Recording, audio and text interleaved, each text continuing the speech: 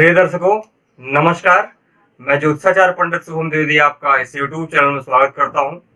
दर्शकों, आज का हमारा विषय है पंच महापुरुष राजयोग में बनने वाला हंस राजयोग। जी हाँ, हंस राजयोग देवगुरु बृहस्पति से बनता है और जब कोई भी व्यक्ति हंस राजयोग में जन्म लेता है तो उसका जीवन कैसा होता है, किस प्रकार का जीवन वह जीता है, इसके बारे में आज मैं बताऊंगा।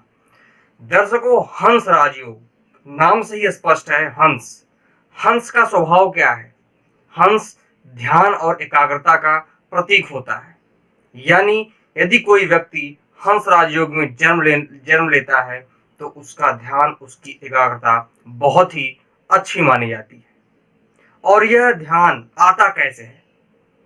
एक्चुअली यह राजयोग जो बनता है वह देवगुरु बृहस्पति से बनता है और देवगुरु बृहस्पति ज्ञान और अध्यात्म के कारक ग्रह हैं।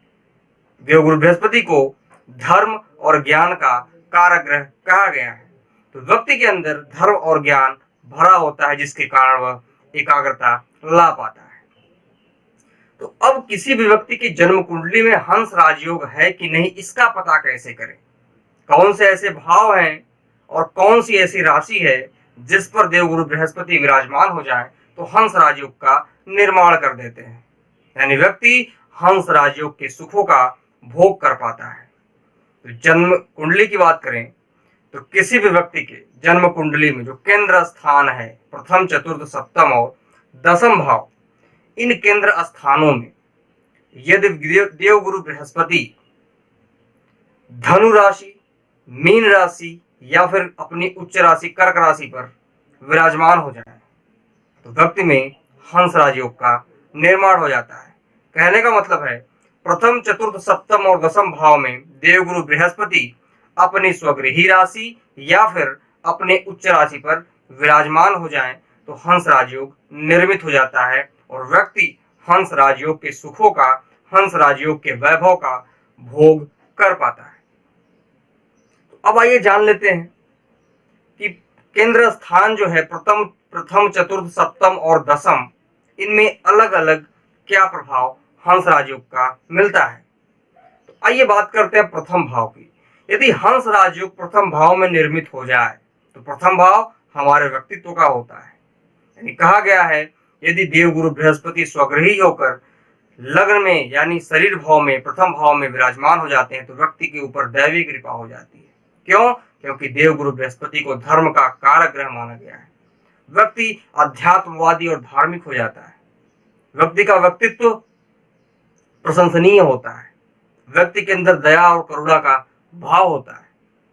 तो ऐसे में व्यक्ति के ऊपर दैवी कृपा हो जाती है और व्यक्ति श्रेष्ठ, यानी कह सकते हैं कि जिस भी काम में हाथ लगाता है वह काम सफल हो जाता है। यानी उसके काम में, यानी उसके किसी भी कार्य में कोई भी रुकावट नहीं आती है। यदि वहीं पे चतुर्थ भाव की बात कर ले तो चतुर्थ भाव भूम भुवन महान सुख, माता और हृदय का होता है। यदि वहां बृहस्पति हंस नामक राजयोग बना ले तो हम ये कह सकते हैं निसंदेह व्यक्ति को भूमि भवन महान सुख उत्तम तो मिलेगा, साथ साथ व्यक्ति का हृदय भी बहुत ही श्रेष्ठ होगा, बहुत ही उत्तम हृदय वाला व्यक्ति होगा। यानी उसके अंदर करुणा का भाव, किसी के प्रति श्रद्धा की बात हम कर ले तो ये सब कुछ जो है उस व्यक्ति के अंदर देखने को मिलेगा। और यदि वहीं पर सप्तम भाव की बात कर ले तो सप्तम भाव दाम्पत्य सुख और व्यापार का होता है। तो दाम्पत्य सुख तो व्यक्ति को मिलेगा ही मिलेगा, साथ में देवगुरु बृहस्पति लाभ के कारक ग्रह हैं और लाभ के कारक ग्रह हंस नामक राजयोग बना करके यदि व्यापार भाव में बैठ जाए तो व्यक्ति एक अच्छा व्यापारी होता है।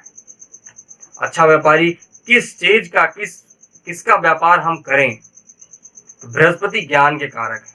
तो व्यक्ति school, colleges, library, stationery shop, यानी ज्ञान से जुड़ी हुई जो भी चीजें हैं, या फिर व्यक्ति किसी मंदिर में ट्रस्ट, अगर हम कह सकते हैं कि किसी भी मंदिर का स्वामी हो सकता है या किसी भी मंदिर का निर्माण करवा सकता है। ये सब कुछ उस व्यक्ति के अंदर देखने को मिलेगा।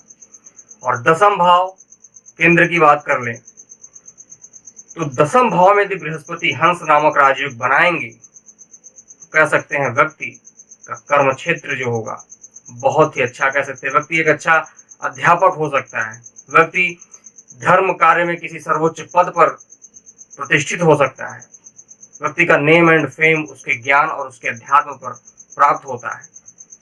ये रही हंस राजयोग से जुड़ी बृहस्पति की बातें। तो दर्शकों, एक चीज मैं आपको और बताना चाहूंगा कि कोई भी राजयोग फलित तभी होगा जब वह ग्रह पूर्णतः जन्मांग चक्र में बली होगा। कहीं न कहीं से यदि बृहस्पति संधि में चलेगा या किसी पापा ग्रह की दृष्टि उन पर पड़ गई तो यह राजयोग पूर्णतः फलित नहीं होगा। या फिर कुंडली में कोई दोष निर्मित हो गया, काल सर्प दोष, पितृदोष, इस प्रकार कोई भी दोष यदि कुंडली में निर्मित हैं तो भी हंस राजयोग का आप या किसी भी पंच महापुरुष राजयोग में से किसी भी राजयोग का आप फल पूर्णतः नहीं ले पाएंगे।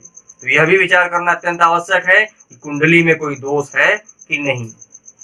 तो दर्शकों, आज की जानकारी हंस राजयोग के बारे में थी, और यदि आप जानना चाहते हैं आपकी कुंडली में हंस राजयोग है कि नहीं है तो आप हमारे कॉन्टेक्ट नंबर 7007137352 पर संपर्क कर सकते हैं।